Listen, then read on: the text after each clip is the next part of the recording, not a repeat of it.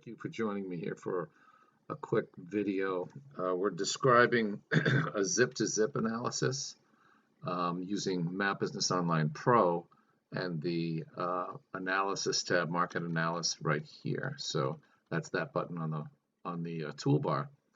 Essentially, you create your zip code list, however you create it. In my case, I did a radius search or some sort of a search around a bunch of zip codes. I actually exported those zip codes out and imported them back in again as a point layer so that I had 2 point layers of zip codes in the application. So one was there and the other one was down there. And then I was able to go to my market analysis tab and go down to batch calculate distances and times between 2 data sets, which is pretty straightforward. So you're just picking the options that you want. I think in my case, I picked drive times or drive distance.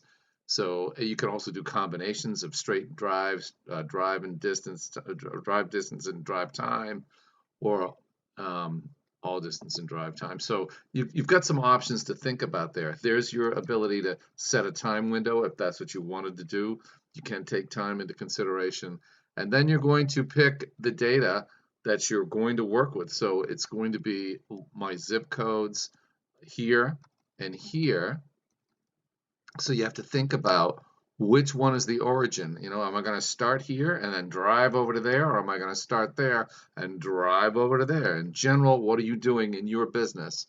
And so you pick that data set that you want to be the origin, and then you pick that data set that you want to be the destination.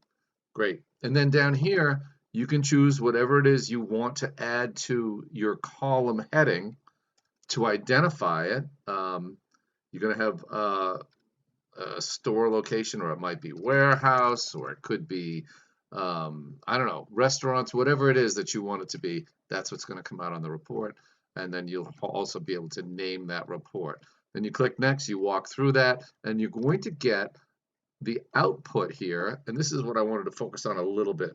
The output here is going to be embedded in a report in the data window. So you'll have your name of your report. And then down here, you can see I've got 3,531 zip codes, because these zip codes and those zip codes and all the combinations going back and forth that you're looking at in this particular drive time analysis, it's going to end up in 3,531 zip code lines, basically, or records.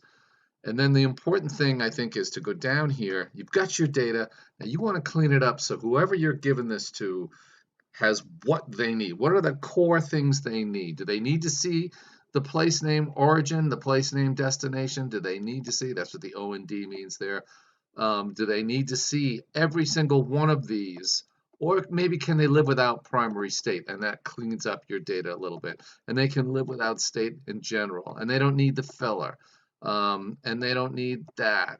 And they may not need county. Get it out of there.